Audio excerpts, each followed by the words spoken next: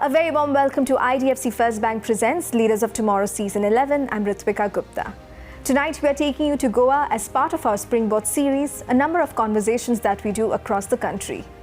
Now, Goa has always been one of India's most desirable tourist destinations. But lately, Goa has also seen a rise in demand for property.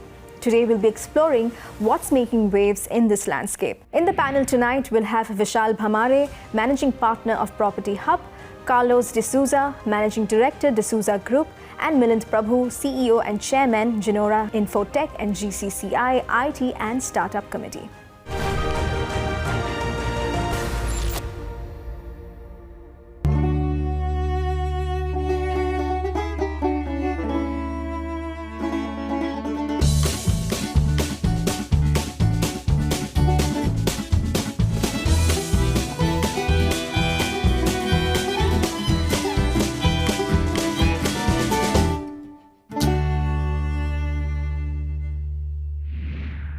So Vishal, I'd love to kick off the conversation with you.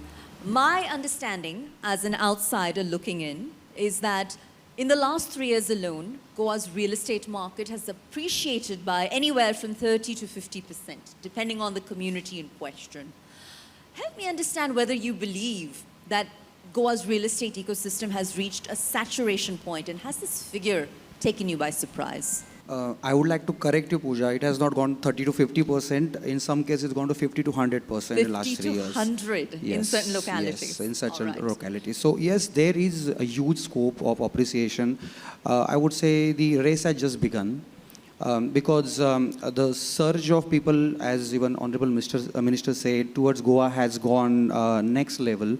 And thanks to the infrastructure what government is building, a new airport adding up.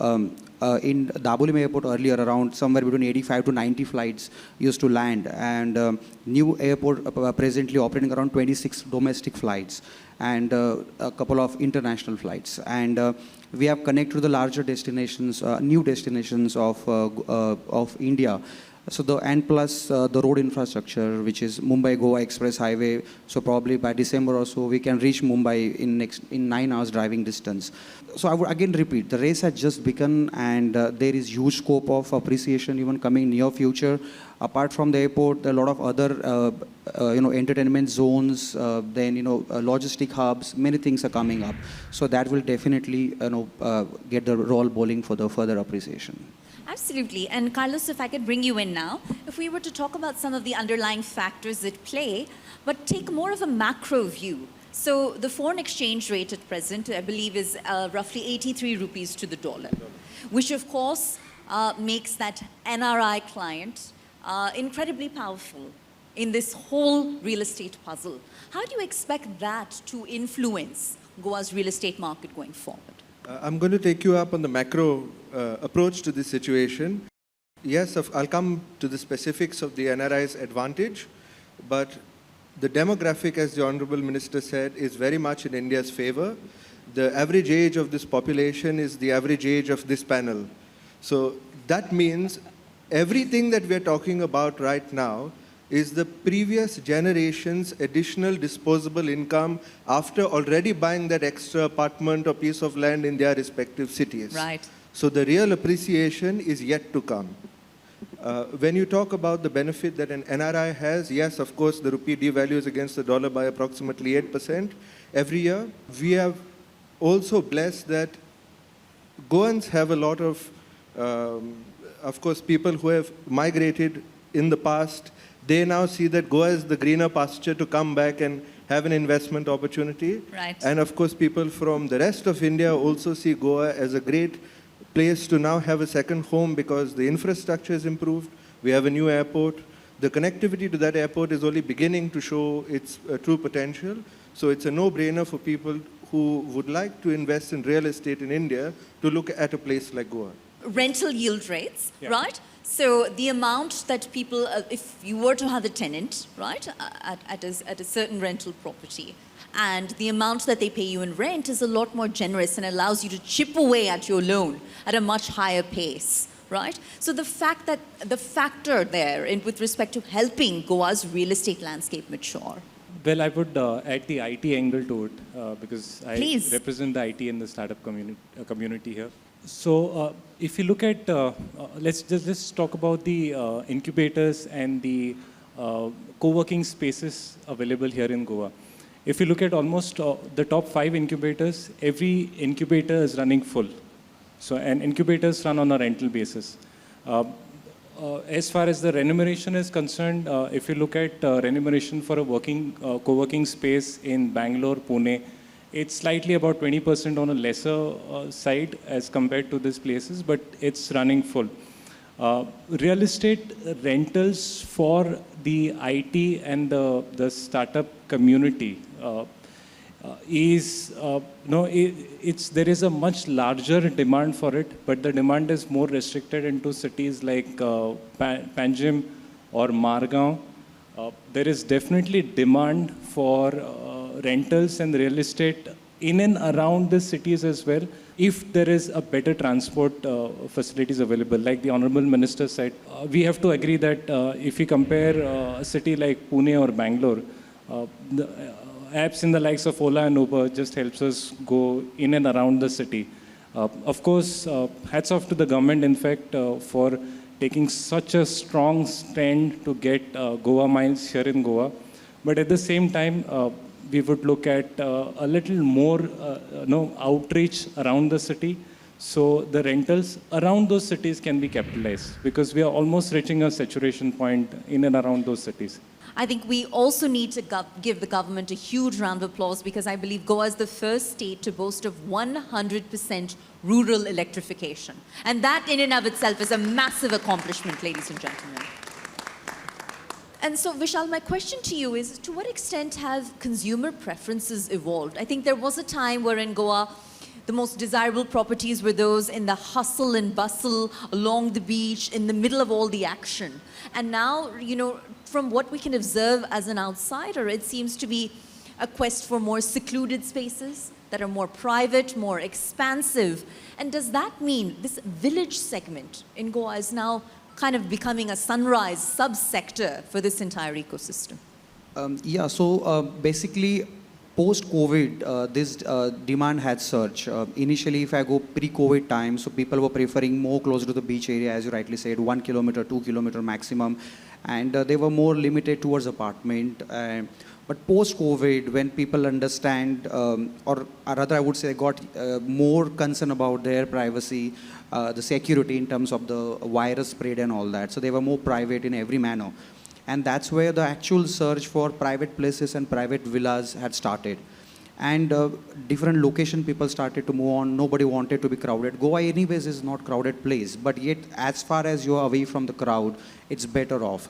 So that's how then location away from the beaches started coming up very greatly. And then additionally, many developers over the period of time came up with the concept like, private pools, another added attraction, because earlier only common pool was, as an amenity, was considered to be a best amenity. But again, that privacy and the concern people wanted to spend just within the family member with the private pool and all that. So that went to next level. And initially we used to just get inquiries for Kalangut, Kandoli, maybe in that region, Arpora for that matter, Anjuna, closer to the beaches. Sure. But now people are willing to go as far as possible, Moira, Aldona, which is not very close to the beaches, but they like the, the village feel, the architecture of that area is very beautiful. It is nice, green and serene, more open. So so people started going and preferring such location post-COVID. Well, absolutely. And Carlos, coming to you now, you've mentioned the Manohar International Airport, and I believe over 200 acres of land in and around the airport have been earmarked specifically for retail, residential and commercial development. My question to you is, will North Goa versus South Goa now begin to enjoy completely different appreciation cycles? What impact do you expect the launch of this airport to have? Goa is blessed because it has a lot to offer. The natural beauty is something that we have all inherited, and we are very pleased that every Goan thinks it a priority to make sure that this is something we need to pass on to the next generation as well. Absolutely. So when we talk about gentrification of a particular section of the state, or increase in development in a particular section of the state, yes, there are places that are ideal for certain things to occur. The North will have now this additional carrying capacity, whether it comes to logistics or whether it comes to people. Yes, you're going to have a development in the North, but this is a part that never had development to begin with. Right. In the talukas of Perne and neighboring talukas as well, you have the new EDC coming up somewhere in Pirna. You have entertainment hubs coming in Dargal. So you're also talking about development to a slightly more rural part of Goa that never really enjoyed as much fun as the coast did. Right. At the same time, you cannot put a price on God's blessings, and for large parts of the south, that is great news because they will remain untouched from certain types of concretization. But you also have development of entertainment facilities that are planned, like the film city that the minister spoke about, like the entire area of Betul, where there's plans of opening up an oceanarium and other allied family tourism-based activities. You will have a lot of people doing tourist-based activities, either engaging with rural communities in South Goa towards the Ghats, towards visitors towards Dudh Sagar, and the adventure tourism that is now becoming or catching up, both domestically and gaining interest for the European and international markets as well. So yes, you're going to see certain types of development prevalent in the north, but I'm seeing wins all around and development happening both in the north and in the south. It's time for a quick break here. We'll be back shortly. Stay tuned.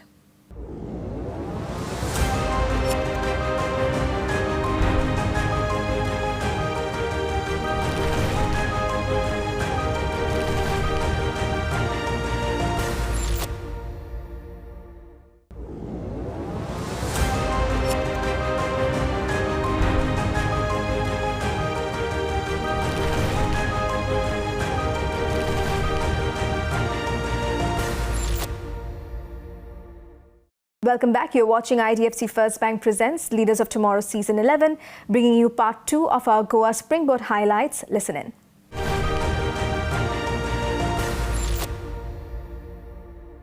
Between the intersection of real estate and technology, is there more work that the state needs to do?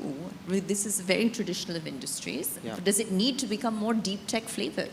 Yeah, you're right. So real estate is still into, I would say, brick to mortals type structure. It has more sentimental values.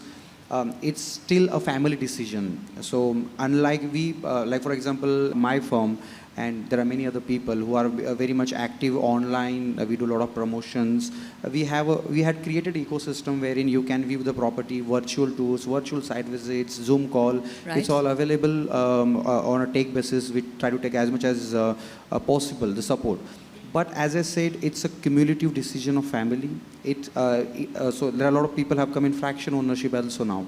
But as a real estate, we tend to pass it out to next generation, as he rightly said.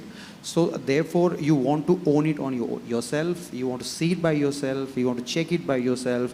When we go to site visit in many states, like in metros, when my brother recently bought an apartment in Pune, so he said, we are not allowed to visit the site. We have to just buy it from the site office.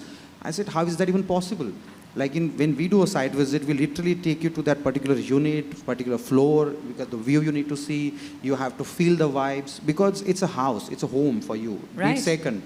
So technology, yes, it works till certain extent, but eventually you have to go there and physically feel the place. And I think so that is going to remain, because for us, for Indian, it's an asset which we pass it on to the next generation. You know, Carlos, I think Vishal has brought up an excellent point in that home ownership ultimately needs to be very humanized for it to feel like it's yours, you know? And what efforts do you make within the four walls of your organization to make that process all the more personal?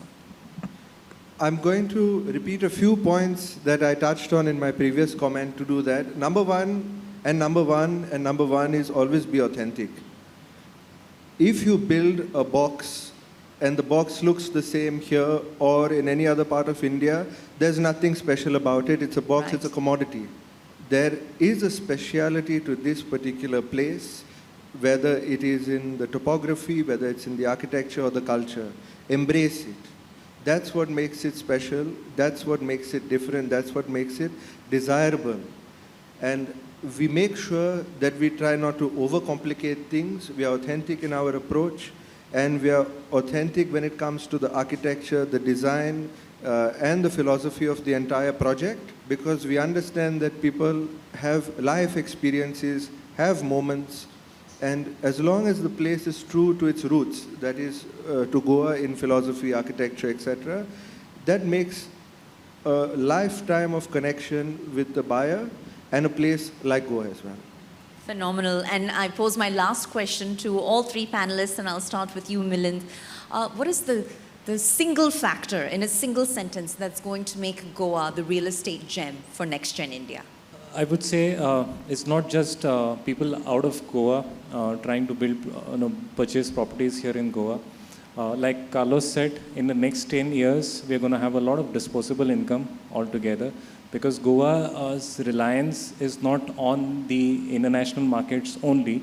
There are domestic drivers that drives Goa per se. Right. And with a lot of disposable income, with the growing economy in the next 10 years, real estate is going to see a boom. Because it's not just people from outside of Goa trying to purchase properties here in Goa. There is a huge internal potential that is about to be unlocked. Phenomenal. Vishal, same question. Yeah, I'll continue what he's saying. So eventually when the industry grows within the state itself, so it creates direct, indirect employment, and of course that's going to benefit the people who are working in Goa. So this surge of outsiders and plus equal people residing in Goa, the new developing area coming within Goa itself, where like suppose I stay in Goa, I will not be staying around these places because that's not my, so clubbing maybe, beaches is not my priority. I would like to, my daughter's school should be close by, my office should be close by. So therefore when the local environment starts developing, then people around the major cities starts developing. For example, around Panjim, places like Kadamba Plateau, which was a jungle at some time back, but now that area coming up very well. All international schools, national schools are coming there. So that area is grooming. And going forward, the kind of infrastructure we are seeing, the kind of government vision keeping before them. One of that, Honorable Minister recently has said about the logistic hub that is going to create a new verticals of warehousing. So that also can be a next game changer for real estate itself. So we are just talking about now residential, little bit of commercial, but industrial warehousing has huge potentials, the lakhs of square feet of area people rent out. So that also gives the additional window for an investor or for anybody coming here. Yeah, so, residential growth along with the tourism, which will give a higher rental yields, the local developments of city around, and the new government policies which will create an ecosystem wherein the warehousing and logistic will play a big role coming future. Phenomenal. And Carlos, I'll give you the last word. Sure. I believe they've covered all the basics, but in short, Goa should not look to hang its coat on one hook. As far as India is concerned, Goa is India's Miami, Goa is India's Las Vegas, Goa is India's Hamptons. Goa, if we play our cards right, may become India's Silicon Valley. It has the potential to become the Asia campus-esque education hub of India, where you have a lot of soft creative science and creative arts, soft skill-based streams coming and setting up base here. You have scope for industry. Of course, entertainment, tourism, the ball is already rolling, it's picked up momentum, and it seems to be going to a very good place because of the alignment between the youth and the optimism of the population and the policies and the enterprise of the government as well. So, welcome to Goa. I'm going to see you soon. Thank you very much. Lovely. I think that deserves a round of applause. Huge round of applause to all of our panelists. I believe it's deeply deserved. They've reached deep into their personal and their professional journeys. And the comparisons between Mumbai and Goa are sometimes justified and sometimes they seem completely unfounded. And when you bring NCR in the mix as well and you start talking prices, there are communities where all other things being equivalent, a property here in Goa could be priced at the same rate as, say, a property in Gurugram on golf course extension. certainly considered to be, premium. Are these price equivalencies justified in your view, or is this a temporary blip? See, pricing, if you put all over India, is depending upon location, is more or less same. So you're comparing Gurugram, I would just say a small experience. I had been to my native places, my uncle's, my mamaji's place after 15 years. Yes. And being a real estate, we have this tendency of when you're in the industry, and they'll ask, what's rates going on? Rate kya chal raha hai? So I asked my cousin, what's rates going on? Land rate. He said, Bhaiya, it's around 5,000 rupees a square feet. I said, Right. what? It's a village. Right. And 5,000 rupees square feet. So if you go around any town of India, because India is growing everywhere. It's not only Goa growing, it's India growing. So when India growing, the rates are somewhere same. But what we have to compare is what you get at that price there and in Goa. So what Goa offers you differently. So how it works basically in Goa, a person who's having maybe a golf course extension, somebody's having an apartment, let's say around 5 CR or 6 CR. That person may be buying that apartment for his residence. Right. That's not his first home. Who is buying this 5 crore, 7 crore villas in Goa, who owns maybe, they call it Koti in Delhi or they call it floor in Delhi, who has a value of around 50 CRs, 20 CRs, 30 CR. That person is buying the villa here in 4 CR. He won't go to golf course extension because he's already getting suffocated with pollution in Delhi. So he wants a clean air, he wants to breathe, he wants to live more. That's why he'll come to Goa. Makes sense. And Carlos, speaking of Mumbai, I think oftentimes there's talk of other holiday destinations, be it Alibag, which is, for example, a beach suburb within a quick boat ride of Mumbai, or Rishikesh, which is also likewise within driving distance of NCR. Do you believe that these other holiday destinations are now begin to emulate Goa's growing real estate ecosystem? I think you should emulate only good practices. Apart from that, like I mentioned before, just be authentic. There's a reason why Rishikesh has its appeal. There's a reason why Kerala has its appeal as a destination, or Alibag, as you said. So I think authenticity is something we should never lose sight of. Don't try to be something you're not. Even if you want to advance as from an industry perspective, if you want to, for example, emulate, I know I'm diverging, but it's a pertinent point. Please. If you want to emulate like a Singapore or Dubai, which is the analogy used when you develop a Goa's industry, you must not lose sight of the fact that it must be done the Goan way, because as wonderful as Dubai is, it looks like a mix of Kuala Lumpur and a mix of Bombay and a mix of, because they've taken the best and sometimes they've forgotten to put Dubai first. Right. So that's something that we should do. Other destinations should embrace that as well. Be authentic, be yourself, play to your strengths, and people will love you more for it. Lovely. Well, thank you, ladies and gentlemen, and thank you to our panelists once more. You've been incredibly insightful, and I truly appreciate the time. Thank you so much. With that, it's a wrap on this edition of IDFC First Bank Presents Leaders of Tomorrow Season 11. We hope you enjoyed the discussion. Thank you for watching. Goodbye.